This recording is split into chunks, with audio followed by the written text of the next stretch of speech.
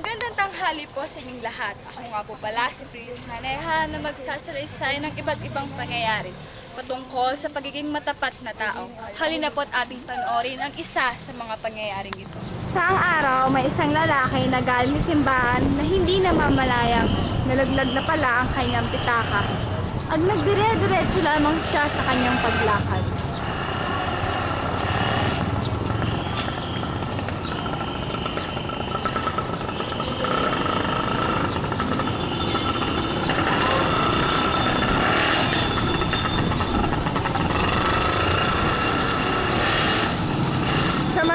Samantala ang wallet ay aksidenteng napulot ng isang batang kailangan ng pera. Hindi siya ng kanyang makakain at makakapan niya ang kanyang bulsa ay nalaman niyang wala na pala ang kanyang pitaka.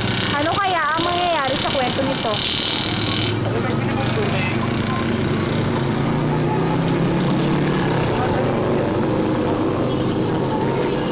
Ako po, wallet ko nawawala. Saan kaya yun? Yung wallet ko.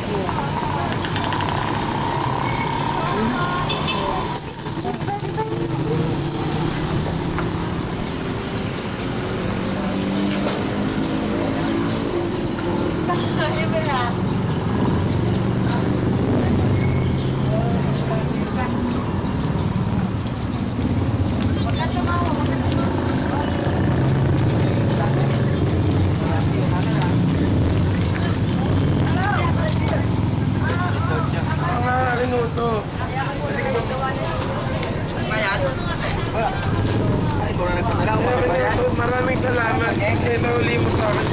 Wala po tao sa pera. Maraming salamat. Bilang pagkalik ko namin papuya ako. Dahil pinagpapadakin sila. Ito naman po ang kwento o pangyayari sa buhay ng mga kabataang naliligaw ng landas. Halina po at ating panoorin. Hapon, may dalawang dalaga na naghihintay ng tricycle na masasakyan papunta sa kanilang mga trabaho. Dapat ang menon. Mami yan! Dami kami! Sige, mag-iingat din kayo. Okay, Mami. Hindi nila napansin ang tatlong lalaki na nakaitim na mukhang nagpaplano ng hindi maganda sa kanila. Bigla na lang lumapit ang isang lalaki at tinutukan ng kutsilyo sa tagiliran ng isang babae at kinuha ang bag nito. Ano kaya ang mangyayari? May babalik pa kaya ang bag ng babae?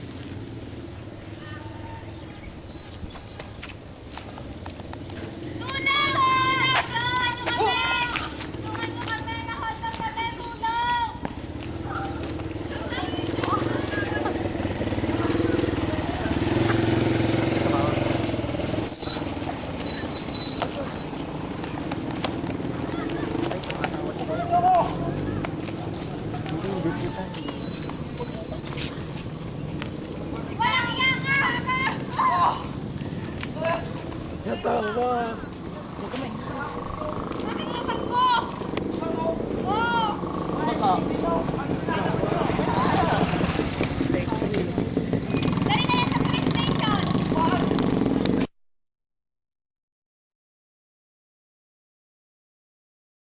Girl, tingnan nyo na lang ang gagawin ko sa stupid ang babae yan.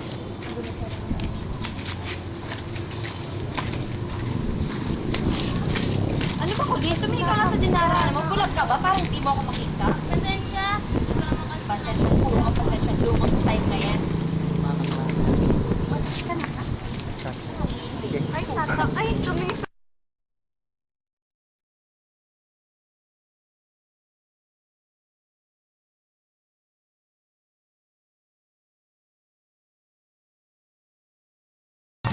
Feeling of beauty. Pangit ka. Kaya sila bigat eh. Pero sa salita. Kita to. Wow, grabe. Ano na kayo? Oh, guwapo nyo. Puputi nyo. Guwapo na. Guwapo nyo ma, grabe. Lalo na may kilito sa mukha. Sunog na kita. Kintantail. Wow, wow. Sana namang adik. Best mo pala sa umaga, grabe. Pinamukha mo mukhang adik. Talaga? Ano? Ano? Ba't wala kayo masabi? Ano? Oh, ano, Dave? Wala ano, puro ano. Ano rin? Yan ang hirap sa mga mahihina. Ops. Tama na yan. Kami na ang magkakandel nito. Okay, muna kayo. Humihingi na kami ng pasensya kung ano man nasabi nila sa inyo. Oh. Kung ano naman ang Eh, sila na muna eh. sa inyo. Pagpasensyahan nyo na. Okay. Nga sila. Yan. Kaysa na, sorry na. Pasensya na din. Pasensya na rin. Pasensya na. Kaysa na.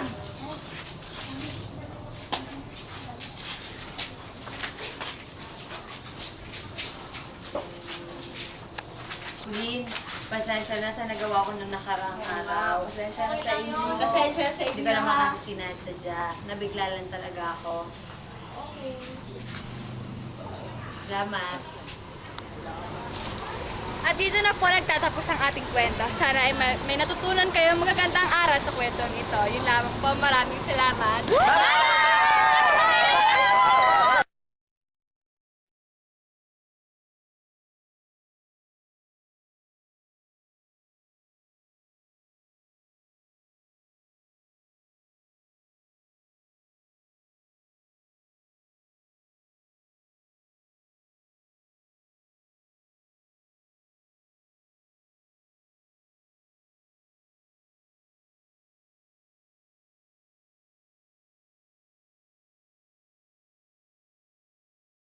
Seryoso ang usapan, ang pagpapayuhan ng tunay at tapat na kaibigan.